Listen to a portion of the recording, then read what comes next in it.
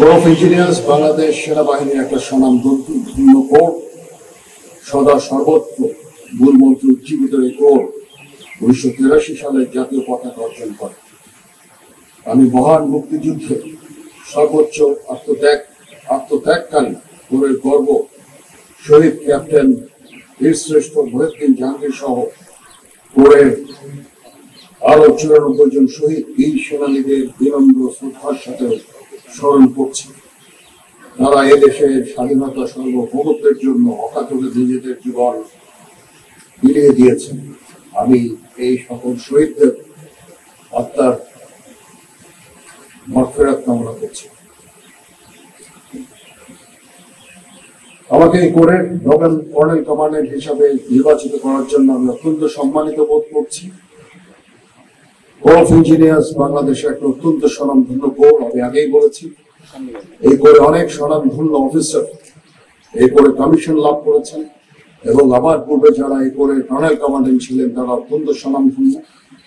এখানে প্রাক্তন রাষ্ট্রপতি HM এরশাদ থেকে শুরু করে গত 2 সেনাপ্রধানও এই কোরের কর্নেল কমান্ডেন্ট ছিলেন।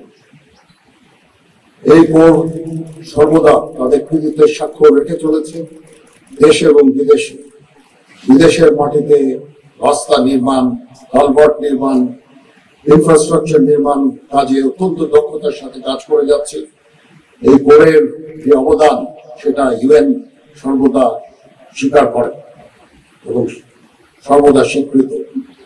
দেশেও এই কোর তাদের কর্মদক্ষতা নিদর্শন রেখে চলেছে।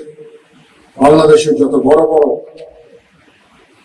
ইনফ্রাস্ট্রাকচার হয়েছে, যত বড় বড় কাজ হয়েছে, রাস্তাঘাট থেকে শুরু করে ব্রিজ, কালভার্ট, এই কোর সেইগুলো নির্মাণ করেছে। এদের অনেকগুলোই নির্মাণ করেছে এবং তাদের দক্ষতা ছাপ রেখে চলেছে। আমরা সমগ্র সেনাবাহিনী এই কোরের এই কাজে অত্যন্ত গর্বিত।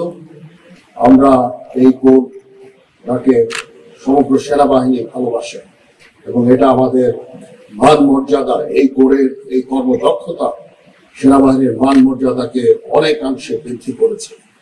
এমন একটা কোরের কর্নেল কমান্ডেন্ট হিসাবে আমি আজকে অভিযুক্ত হয়েছি, নিজেকে অত্যন্ত গর্বিত বোধ করছি। আমার কাজ হবে সর্বদা এই কোরের জন্য কাজ করে যাওয়া, এই কোরের আভিযানিক সক্ষমতা বৃদ্ধি সহ নানাবিধ কার্যক্রম আমি চালিয়ে যাব। বিভিন্ন ওয়েলফেয়ার কার্যক্রম ইনশাল্লাহ আমি চেষ্টা করবো আমার সাধ্যমতো এবং এই কোরকে প্রতিনিয়ত এগিয়ে নিয়ে যাওয়ার জন্য আমরা সর্বদা সচেষ্ট থাকবো। কর্নেল কমান্ডেন্ট হিসাবে আমি আশা করব এই কোর তাদের শৃঙ্খলা এবং কর্তব্যবোধের মাধ্যমে নিজেদেরকে সর্বদা সচেষ্ট, সর্বদা প্রতিষ্ঠিত রাখবে।